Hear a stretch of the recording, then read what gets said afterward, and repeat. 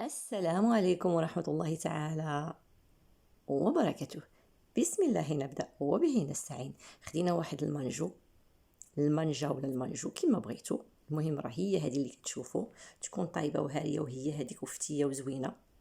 نقشروها مزيان، نغسلوها ونمسحوها ونقشروها، وناخذ واحد نص كيلو ديال المندرين ديال الليمون. من الاحسن المندرين، يعني كيعطي واحد النكهه متميزه في هذه التحليات وفي هاد الكريمات الممتازين اللي كنديروهم في البريوش، كنديروهم في البتي بان، يعني تنديروهم كاع في الفطائر كيجيو هائلين.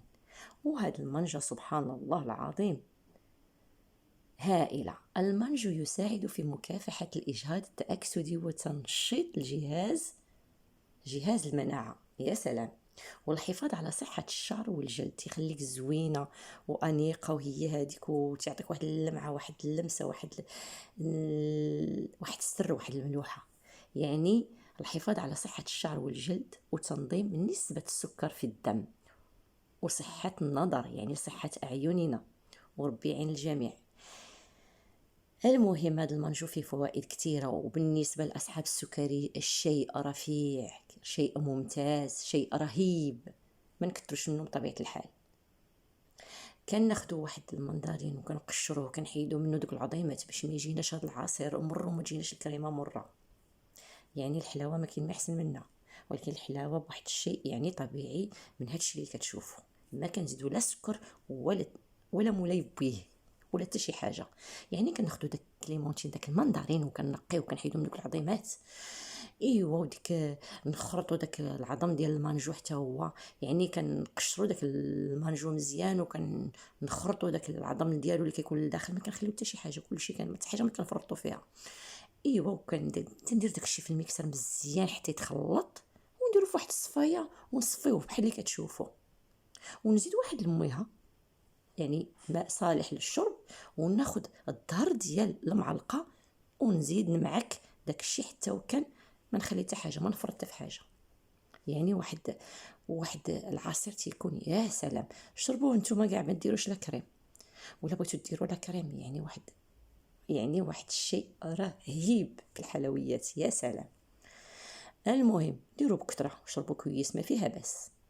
المهم عندنا هنا نص كيلو المندرين، وعندنا مانجو واحد، وعندنا واحد 2 معالق ديال المايزينا، وعندنا واحد الساشيه ديال الفلون بنكهه الفانيلا. او لا ما كان طبيعي، الا كان طبيعي نزيدو واحد القنيشه ديال لافاني. كنخلط هادشي مزيان وكندير فواحد الكاسرونه نقيقيه، وكنحطو على عافيه مهيله، وانا كنخلط. هو كيطيب وما نخليش يتبقبق، تنخليه كيطيب، تيسخن، تيدفى، وهو كيتجمع. سبحان الله العظيم، ديك المانجو تتخطر ليا هاد الصلصه ومع ديك مايزينا ومع هاد الفلون، كتجي واحد الكريم رهيبه ممتازه. مذاق يعني مذاق ورقه وحنان فيها كل شيء. وكيف كتلاحظوا دائما كندير كريمات للتحليه. التحليات ندير كريمات عاديا، بنكهه طبيعيه.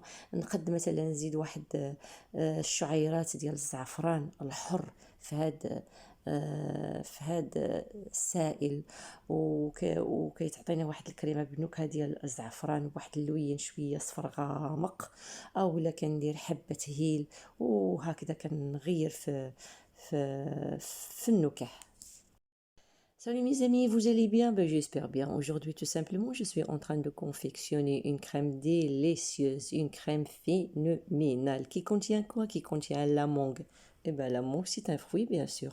N'est pas seulement un fruit exotique délicieux, elle permet aussi de lutter contre le stress oxydatif, de stimuler le système immunitaire, c'est-à-dire de renforcer nos défenses, tout simplement, de maintenir notre beauté, c'est-à-dire de maintenir les cheveux et la peau en bonne santé, de réguler la glycémie et d'améliorer la santé de nos yeux, c'est-à-dire pour les personnes diabète, c'est extraordinaire le fruit, c'est-à-dire ce fruit magnifique qui est la mangue.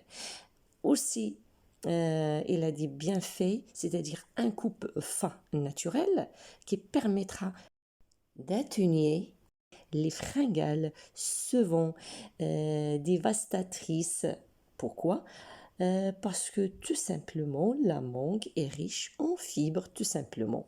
Donc, je m'occupe d'une mangue, je retire la peau, bien sûr, c'est-à-dire les pulchées, ainsi pour les clémentines ou mandarines, tout simplement, je retire la peau, bien sûr,